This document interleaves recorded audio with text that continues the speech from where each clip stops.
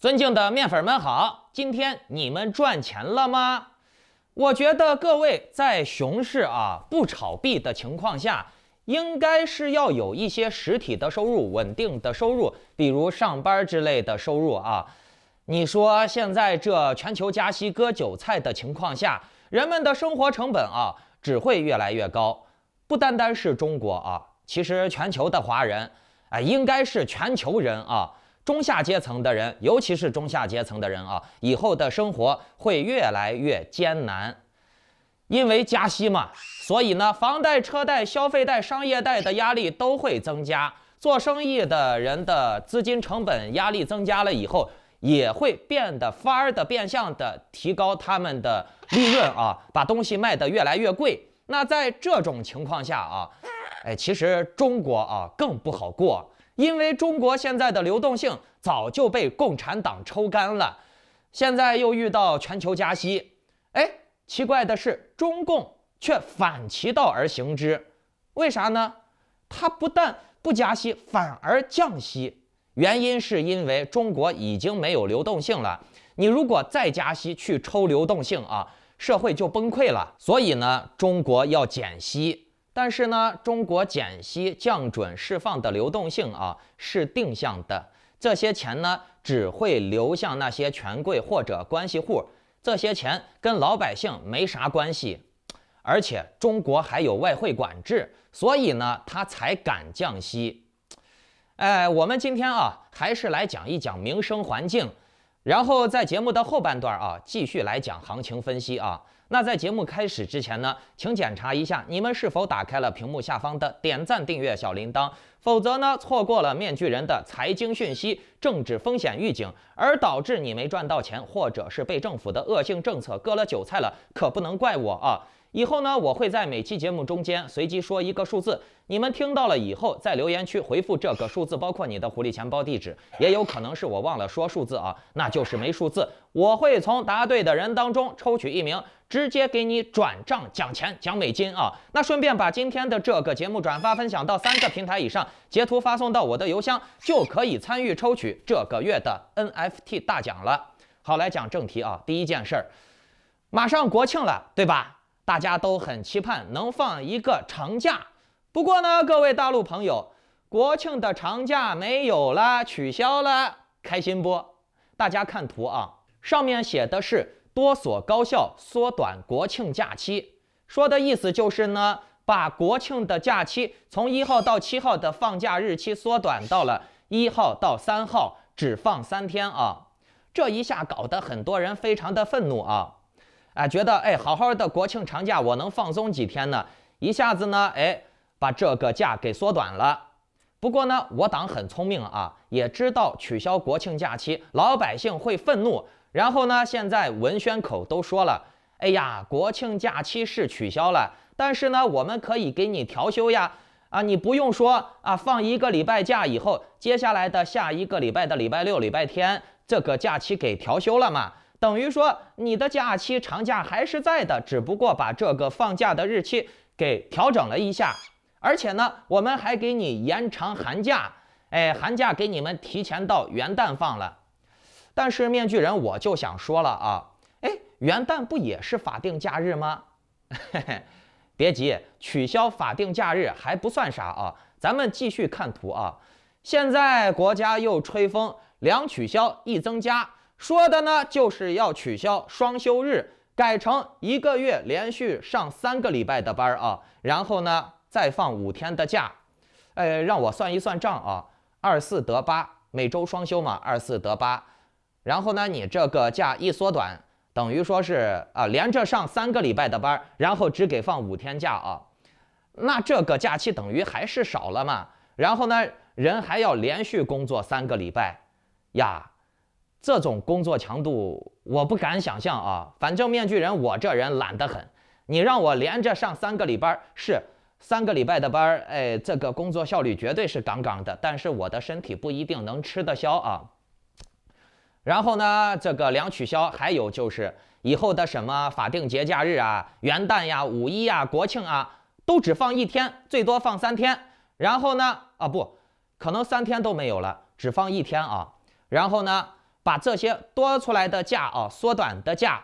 都给你挪到春节，把春节的假期给你延长几天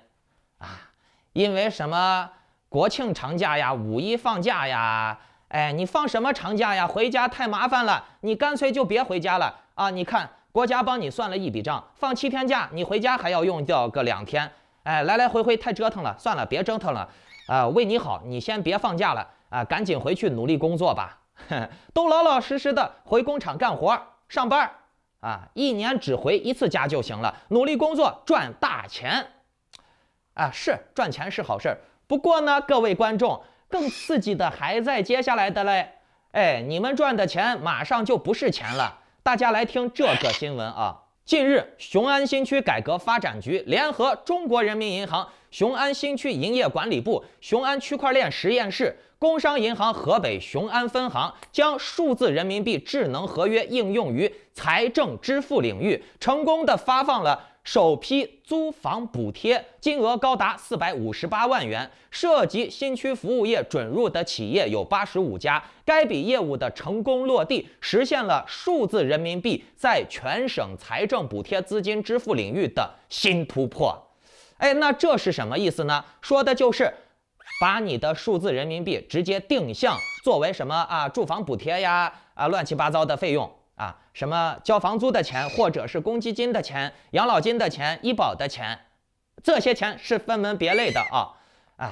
具体的这些功能有多可怕，不用我多说了吧？我往期的节目已经快说烂了啊。有拿到了这种定向的数字人民币的网友，可以给大家解释一下，分享一下你的感慨啊。这个钱究竟能不能用来消费别的东西啊？那不能用来消费别的东西的话，那这个钱就不能算通货啊，甚至不能算钱。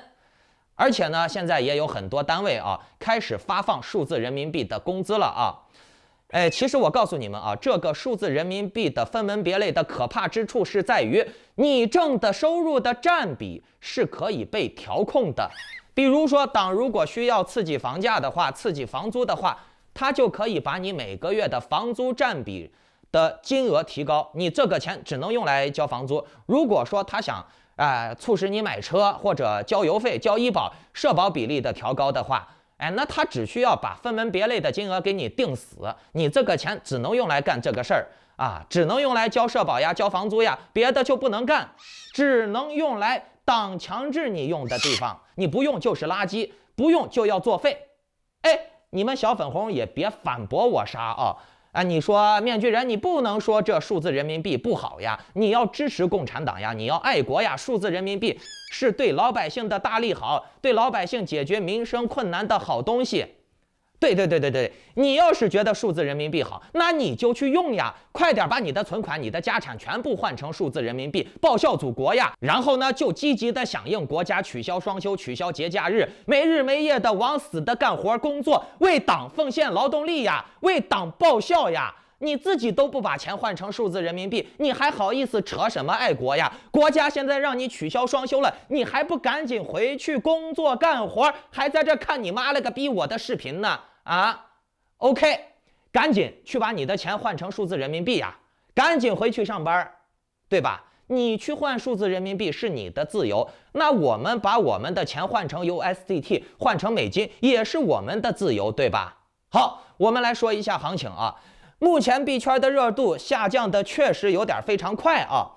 以太坊和比特币的搜索指数确实是在持续下降，人们对加密货币的投资兴趣和搜索能力都在逐渐的降低。各个加密货币的群组，哎，大家可以观察一下啊，什么 Telegram 群呀、Line 群呀，还有这个 Discord 群里面的有关聊币聊天的人啊，也是越来越少了。看上一天啊，手机刷一刷。群里面都没几个人说话，而且呢，我们来看一下链上的数据啊。现在链上的数据，比特币的流动性又创了3个月的新低，以太坊的流动性也在持续的走低。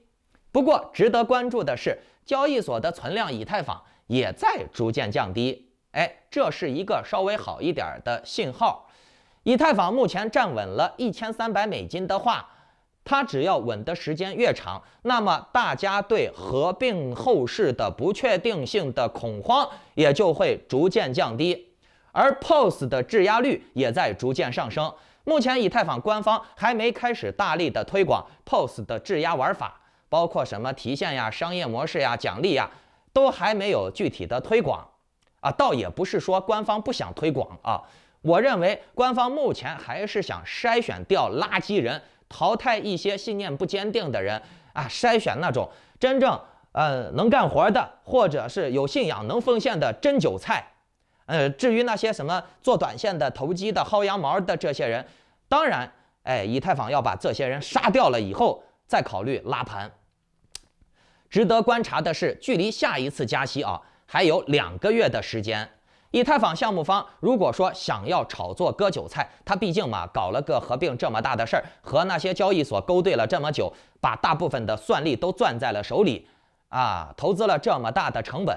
他不可能说是不做一些动作的啊！如果说以太坊他要炒作割韭菜，那就必然得在下一个加息的日期之前啊，把这个事情炒作起来。那具体的时间算下来，也就是在接下来的1个月左右的时间，把事情炒作起来。所以面具人，我认为啊，在接下来的一段时间啊。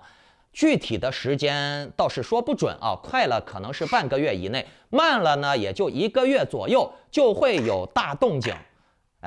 毕竟以太坊它是不可能硬刚下个加息日的。就像这一次以太坊合并这么好的事情，这么大的事情，也是选择在加息日之前完成。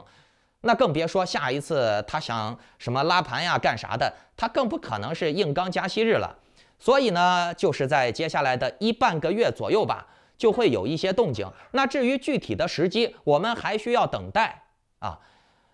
有及时的入场信号的话，我会第一时间的在我的会员群里面公布的，发会员公告。因为做视频每天要写文章、调查数据、整理我的思路，然后再演讲、拍摄、剪辑、发布、审核，这一弄几个小时就过去了。很难做到及时的给你们消息。不过呢，你们打开了点赞、订阅、小铃铛，看到我节目的话，对你判断接下来的行情、中长期的走势，甚至呢，接下来几天的走势，都是很有用的。因为我的预判能力还算是比较好的，我的战绩、往期视频都在那儿。OK， 如果你们想要及时的财经政治讯息判断和建议，保证自己的家庭和财产的安全，顺便呢再能多赚点钱，那就请下载 Line 或者 Telegram， 搜索添加 ID Maskman118，办理会员入群手续。祝你好运，再见896。